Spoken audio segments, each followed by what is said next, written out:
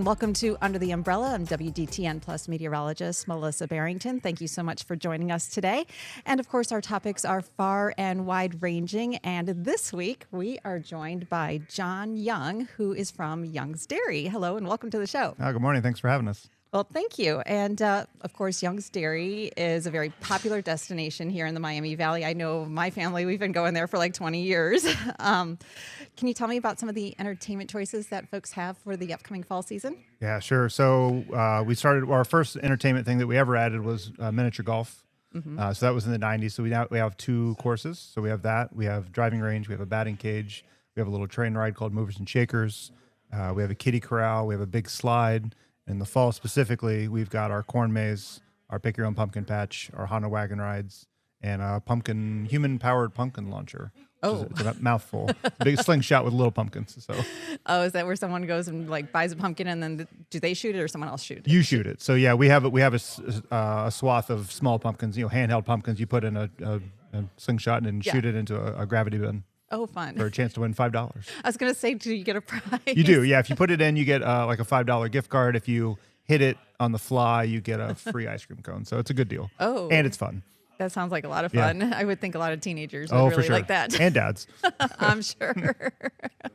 So that's what's new for the fall season is the pumpkin sling. Anything else new? We've had that before. Nothing new. We did some off-season work to our Movers and Shakers train. It was kind of a plastic barrel, which was comfortable for kids, not comfortable for adults. So we upgraded this year. We have a 2-wide train that's a little more easy to get into. So that way you can sit by your little one or sit by your wife or husband, depending on who you are. And then we paved that path, so it's a little bit of a smoother ride. And then, of course, we have our fall ice cream flavors, pumpkin, cinnamon ice cream. And so, yeah, nothing extraordinarily new this year. The carousel, this is our second fall for that. That's always fun, too. Oh, yeah. Well, speaking of that ice cream, boy, I'll tell you what, I will admit, I've actually had your sweet potato bread with the ice cream, whatever the sundae is called. Oh, with the caramel on top. Yeah, that has been my dinner. Yes. We've come home from Columbus and I was like, that's what I'm having for dinner because Yep. We'll stop at Young's Dairy on the way back or whatever. I see it's not quite on the menu yet, but I assume it's coming. You've already missed it, actually. Oh, I missed it? Yeah, I know you missed it already. So oh, my gosh. I know. It happened quick. So we've got our pumpkin shake, too, which is just a regular shake with a piece of pumpkin pie mixed in. Then we've got our pumpkin cinnamon donut holes. We're going to start making those hot and fresh out of the food truck that we used to take around. But now it's planted where the tractors were. Move the tractors over a little bit and put our food truck there so you can get hot donuts again starting this weekend. So. Okay, well, that sounds good. Yeah, my husband waits for the Ma's chicken and dumplings every year. Yeah. It's like when we see that come out, we are there for that. Same. Of all the meals at the Golden Jersey Inn that we miss the most, chicken and dumplings. And then the cowboy steak that we had, the cowboy with the butter on top, man, it was really good. Yeah, there were so many things. Speaking of the Jersey Dairy, I've got this. I brought a few props today. Oh, nice. Oh, you've got your bell. That's so great. Not only this one, but we have a collection of them Sure. at home because we used to go every year for the kid's birthday. We Yeah, used yeah. to go to the Jersey Inn. Yeah. And so I thought I dug it out. I actually texted my kids this morning. I'm like, where's the bells? That's funny. Yeah, that's one of the things that we get the most feedback comments about, other than ice cream and general stuff, is shutting that down. So we shut that down at the beginning of the pandemic. Yeah. We had hoped that it was going to be this counter seasonal food service operation because we're very seasonal, April through October, and specifically September and October. But it wasn't. So we had basically had two food service operations on the same property that really lost money for 3 or 4 months a year. So it was a bummer. And then also with COVID, we weren't sure when we were going to be able to open it back up. It would have been, I think, a year and a half from when things got shut down. It wouldn't be able to open up. So it wasn't sustainable. So we turned it into an event center, and it's done pretty well, but certainly don't close the door on an opportunity to maybe go back to that at some point in the future. But well, maybe. We were fans of the Jersey Dairy. I'll tell you that. Or the Jersey Inn. We used to go all the time for birthdays. And, I saw people there that they would write on the back of those bells for each kid's birthday and stuff. And I had hoped to do that, but oh well. Yeah, there's so many traditions up there. I waited tables. That's where I learned how to wait tables was up there. I think it was 16. Yeah, I was 16 when we opened it. So I was the younger age, but the standing up on your chair getting the entire dining room to stop what they were doing and sing happy birthday, Yeah. which was great for that family, also great for the waiter because you'd get good tips being Right. a ham. I mean, I have great memories from all of our staff up there. It was a fun experience. Yeah, I'm sure. And, my family too. And I'm sure many folks here in the Miami Valley have had, just fabulous memories going out Yeah. there. So speaking of memories, let's talk a little bit about the fall here coming up. And you mentioned all the events that you have coming up. So let's talk about your pumpkin crop. So we had like a really wet season. Like we started out June, July, all the way through June, July. It was very wet. Yeah. And then all of a sudden now in August and into September, we've gotten this flash rapid drought that's rapidly developing. I'm curious what that has done to your pumpkin crop. So yeah, because we had, I think, 11 inches of rain in June and July. Yeah, it was a lot. It was a lot. It wasn't too much because we were worried. It's hard to get a stretch of time during that time to be able to get into the field to plant the pumpkins. Got a stretch. It rained a lot. We were worried about them flooding or the seeds molding, so they wouldn't produce at all. But what the end result was is that we ended up with a late starting crop. So the bees weren't able to get out there because they don't like to work when it's raining either. So the bees were late to get out and pollinate the flowers. So the flowers were late to get to the pumpkins. So our patch looks pretty good right now. It's just a matter of they'll be a little late. They'll be about 2 weeks late. So usually we have a lot of pumpkins right now, and then every week they get to be a little bit more. So this is kind of our first week of pumpkins here this week, and we've got 6 weeks of it. So we try to stretch it out so we have enough for 6 weeks. But what the reality is, we've got a good amount now, and then probably the next week, and then hopefully things start to keep progressing. But probably smaller pumpkins overall. We won't have as many as huge ones as we do. But I know I speak to a local pumpkin farmer that we get like the specialty pumpkins from because we don't grow those. He was saying his crop is pretty light, and I've heard some from other local farms that they might not do pick your own at all this year. So I think we might have gotten lucky with the window that we planted them in. How many pumpkins do you typically plant or get in a season? I should have known that answer. Several thousand? Several thousand. Yeah, well, I figured. Yeah. I figured. Do you also do like where you try to grow the largest pumpkin? Do you get into any of those contests or anything? We don't. We have in the past when we had our farm festival weekend, when we had that specific weekend. Usually it would have been this. It would have been next weekend, I think. When usually the first week of October or the last weekend of September, we had the specific 2-day weekend. We would get one of those enormous pumpkins, and we'd have a sign next to it, and we'd say, guess the weight for some ice cream or something like that. We don't grow those. Okay. Our farmers do grow, I think, 4 or 5 different varieties of pumpkins, which is funny. It's like when people ask me, like, what breed of goat that is. I'm like, I don't know. They're all goat to me. Same thing with pumpkins. They're all pumpkin. There's small pumpkin, there's big pumpkin, they're all pumpkin. So those big, large ones that you see, like, at the contest, is that a specific Those are variety? Yeah, they're specific. I think there's several varieties, but they're specifically bred to be that big. Okay. It's not just someone planted a pumpkin. Oh my God. Yeah, right. It's a ton. It's a ton of pumpkin. Have you ever had a year where you really haven't had a good, any crop at all of pumpkins at all, where you've had to shut it down at all? So actually, the video footage that's being shown right now, that was a year that we didn't have a great pumpkin patch. So a lot of those pumpkins were for some other local farmers. It was a drought year. It was a drought early on year. Actually, I'm looking at the corn. Maybe this wasn't that year, but anyway, we had a year probably 5 or 6 years ago where the corn didn't grow either. It was super. It was super dry right after we planted, and it was 3 weeks of like no rain, I think. And then our corn maze was about as tall as you and I when it came to August when we opened it up. And so corn maze is one of our fall staples, so we couldn't not have it. So what we ended up seeing was that there was this huge plot in the middle of the corn maze that had nothing. I mean, it was just bare. It's like almost like it didn't even try.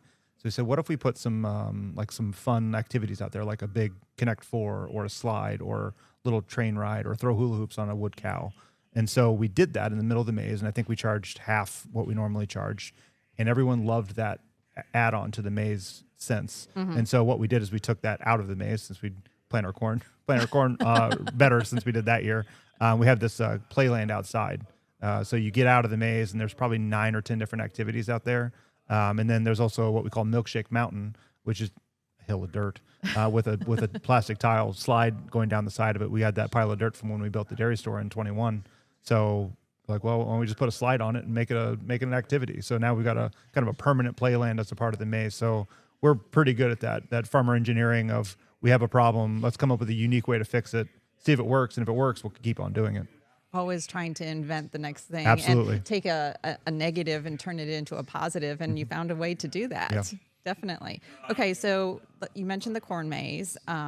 What's the theme of the corn maze this year? Don't have a theme. You don't? No. Okay. So we actually, this was the first year. Well, I'll scroll back. This is probably we're coming up on probably 30 years of the corn maze. I'm not sure 30? exactly when it started. Yeah, we've been doing it for a while. Wow. Okay. The first couple of years, we actually specifically the first year, we waited till the corn was about 4 feet high to start pulling it down, which is not the way to go. So if you feel like you're going to make a corn maze, get it when it's about a foot high, or work with a farmer to plan it specifically to what you're looking for. So the first couple of years after we realized we shouldn't wait till the corn was 5 feet high to go out and pull all the corn, which is uncomfortable and sweaty and hot and miserable.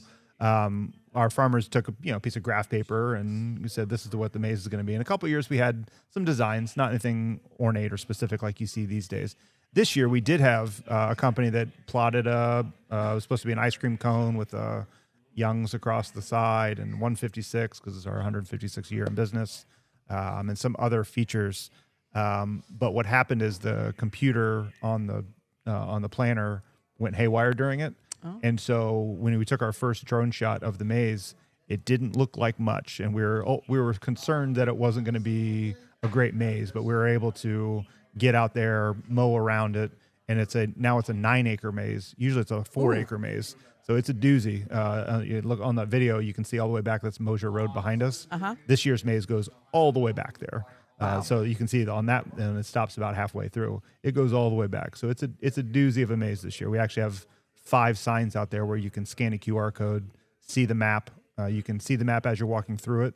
So if you're getting all tired, you're saying, I'm all done with the corn maze today. Hot, yes. And you're hot. I just get out. Okay, well, let's take a quick break, and when we come back, we will continue our conversation with John Young, who is from Young's Dairy. We'll be right back.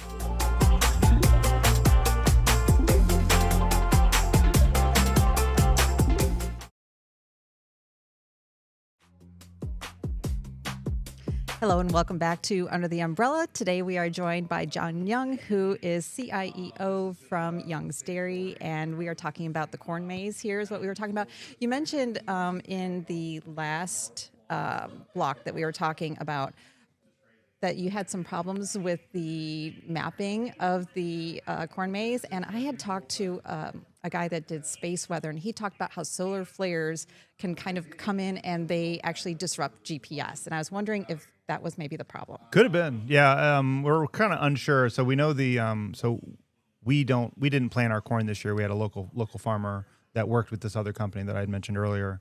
And that company said that they had the one that made the Columbus news about some guy made a wedding proposal in his corn maze. They did that one, and I saw it, and I was like, "Well, that looks great." Ours did not, and I don't want to throw them under the bus because in the end, it's no one's fault. We've got a great maze. I'm not worried about it, but maybe it's possible. I mean, and, turns out places where there's large cornfields don't have great internet connectivity all the time. Correct. So it's it's technology. It's whatever. Yeah, I was just curious, because I've already run into that. So of course the weather, like you said, you're mainly a seasonal, even though you are open year round. But you said you have your peak seasons here. How does the weather affect production of your products? Yeah. So it's interesting since we've been making cheese for 16, 17 years now. You can tell the difference between a spring cheese and a fall cheese, or even a winter cheese. The cows are eating different stuff. So in the spring, summer, and fall, they're out grazing more than they would be in the winter. So they're eating more, more grass, more hay, more forage out there, and in the winter they're eating more grain. So it kind of just depends on the seasonality. So like a spring cheese is going to be a little creamier because they've been out eating grass more than they have been in the winter. And then it's interesting because you wouldn't think of that. You would think of milk as milk. When it gets really hot, the cows don't produce as much milk. Yeah, so our yield can drop down in that, but it's like less than 1% of yield. So it's different, but it's not that different. So how closely do you monitor the weather then for running your operation there? There's not a lot we can do about the weather. Well, you can't do it. I didn't say what you can do about it, but how do you monitor it? Like, is it something that is a topic of conversation like daily?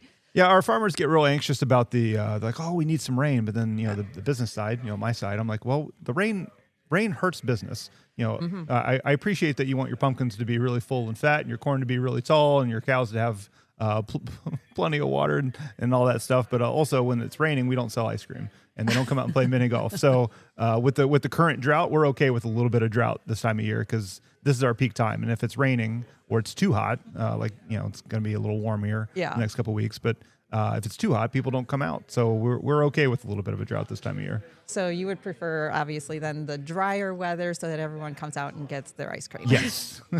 Even though I would think that it's better to eat ice cream almost in the wintertime because it doesn't melt as quickly. Everyone says that, but I'll show you our January receipts. They disagree. Yeah, I'm sure. Cause I'll eat ice cream any day. Okay, well, then I need to see you in January and February when it's just me and 4 other employees staring at each other. Yeah, definitely a problem there. So what's your favorite ice cream flavor? Ooh, favorite ice cream flavor. So my favorite overall flavor is chocolate peanut butter. Okay. But my daughter came up with a flavor a couple of years ago, hot cocoa peppermint. That's just a winter seasonal flavor. Okay. So we have a traditional peppermint stick. It's just, plain base with little peppermints in it. Yeah. And my daughter, she was 6 at the time. She said, what if we made that chocolate? It would be better because chocolate and peppermint go together. And I was like, you're not wrong. And then if we added marshmallows, it could be like a hot cocoa peppermint. So I said, okay, Scarlett, you go pitch that to Granddad. And if you do good, Granddad will throw it on the menu. And so she did, and he did. And then after the first year, it showed up on the menu the second year. And I told her, I said, this isn't because he loves you. This is because you came up with a good idea. Granddad loves you very much, but Granddad also is not going to make an ice cream flavor that no one's going to buy. Right. So obviously that one It is worked. a very popular one. I'm going to have to go out and try that one when that one comes out. That's for sure. Does ice cream production or like even just within your building, do you have to worry about the weather, the temperature controls of trying to keep the ice cream? So when we built the new dairy store opened in 2021, we built the production facility inside the building. So now instead of having to walk out, be on the edge of 68 to watch the ice cream being made, you can be in line for your ice cream, watching your ice cream being made. So that room is obviously humidity controlled, climate controlled. Right. It does get a little more humid in the winter, but we've got some, I wouldn't say a state-of-the-art facility that makes it seem a lot more bougie than we are, but it's made to handle that fluctuation in humidity. Okay, so what about your Christmas tree farm that you have going on there? Yeah, so it's technically not Young's Dairy Christmas Tree Farm. It's Young. It's one of my other great uncles. He started. Now my cousin Ben runs it. But so it's irrigated. So he doesn't have as much issues with the rain as much. It gets to be an issue if we get a late rain because it gets squishy back there. It gets to be hard for his guys that do the drive the tractor and the wagon back to help you, so you don't have to tug your tree a half mile back to the barn. But for the most part, he's pretty weather agnostic. Okay, well, that's which is good. I was going to say you guys have already adapted to all the varying, changing weather conditions over the years. I mean, it's definitely something that you have to stay on top of. Yeah, for sure. And the carousel was the first foray into I use the term again, weather agnostic activity. So it's windows, the garage doors come down, it's heated inside, it gets a good airflow even when it's too hot. So we're coming up on 300,000 riders probably this weekend in a little over a year. So we're really happy with how it's turned out. So that's our first step into creating more things to do in the off season. Well, our off season, but not everyone's looking for something to do in this area in November, December. That's what I was thinking of. Yeah, there's not a lot to do. And are you seeing that change now that people are bringing their kids out there for ice cream and going to the carousel because it's heated? Yeah, last year was our first winter with it. We had a more positive December in January than we had last year. Of course, it was mild too, so that helped. It was really cold in January. It was really cold in January. And then that didn't help. Nobody wanted to go out when it was that cold. Walk 50 feet from their car to the carousel. But we did a Christmas tree lighting. So there's a Buckeye tree that's behind the carousel. And then we had a Christmas tree lighting with that ceremony. I was doing an interview with someone, and all of a sudden I turn around, there's 250 people behind me. It was just something that we came up with, like, let's just try it and see how it works. And I got done with the interview. I'm like, oh my gosh, there's a lot of people here. This worked. So we're going to do it again this year. So that's another just something to do. It looked great. We had a local company do it, and we're going to do it ourselves this year. Just kind of light up that area and then kind of build on that. We're right next to Clifton Mill. Yep. And so they've got the lights, but we've got the food and we've got the ice cream. So a lot of people go to see the Clifton Mill lights and come see us after. So maybe we'll kind of grow our way into being a Christmas light destination as well. And that was going to be my next question. Is that the next opportunity maybe for you to change up and put in some lights, at least for Christmas? Yeah, baby steps. So we installed programmable LED lights around the carousel and on the dairy store. So I change the lights the colors whenever I want, which is fun. So we've got those, and we've got the Christmas lights, and we're gonna do more Christmas lights than we did last year. The next year we'll do more. So we'll kind of build our way up. But I mean, I think Clifton Mill has 1 million plus lights. So That's a big we'll, tall we'll order. baby step our way into it. So do you still have like your haunted trail this year? Yeah, our haunted wagon rides. Yeah. I'll tell you what. You know what? I took my Girl Scouts on that, Okay. and I think they were in 5th grade. Okay, and the guys come up onto the wagon, and I'm sitting there, and I'm like, okay, I'm okay. But then all of a sudden, all my girls, they started screaming at the top of their lungs, and the next thing you know, I'm down with them, Yep. screaming, and we're all on the wagon, like underneath, huddled up, like. As a former ghost, those are the rides we look for. I know, and I A figured wagon full of 5th graders. Yes, we're set. And I was like, I felt like such a fool, but at the same time, it was a lot of fun, and like everyone on the rest of the wagon was just laughing yeah. at us because I'm the leader, and Right. I mean, my daughter wasn't even with me, and Yeah. I'm on the floor with them screaming my Yeah. head off, and I'm like, yeah, we're the ones they want. Yeah, exactly. Yeah, it's the wagon ride. This is the thing we get the most questions about throughout the year. Really? Is this okay for my kid? Because it's made we Yeah. promote it as a family, but I've seen 2-year-olds laugh the whole way through, like, oh, this is great. But I've seen 12-year-olds cry. So it's one of those things of like my daughter's going to turn 11 here this fall. Yeah.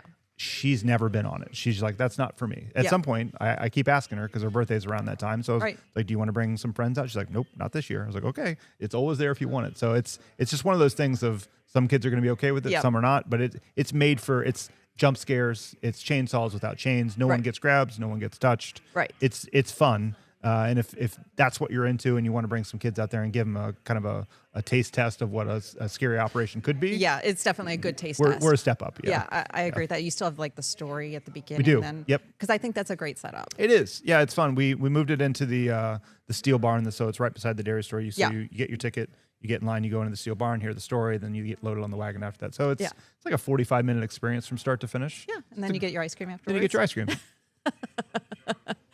Oh, that's great. So, like, obviously, folks around here have numerous memories of coming to Young's Dairy Farm in various seasons. What's your favorite, or what type of memories do you have since you've grown up there? I was just thinking about Haunted Wagon Ride. So I was one of the original ghosts. I remember it'd be spitting rain, so it'd be slightly wet out there, and me and my cousin, that's almost exactly my age, we would sprint through the corn and then jump onto the side of the wagon.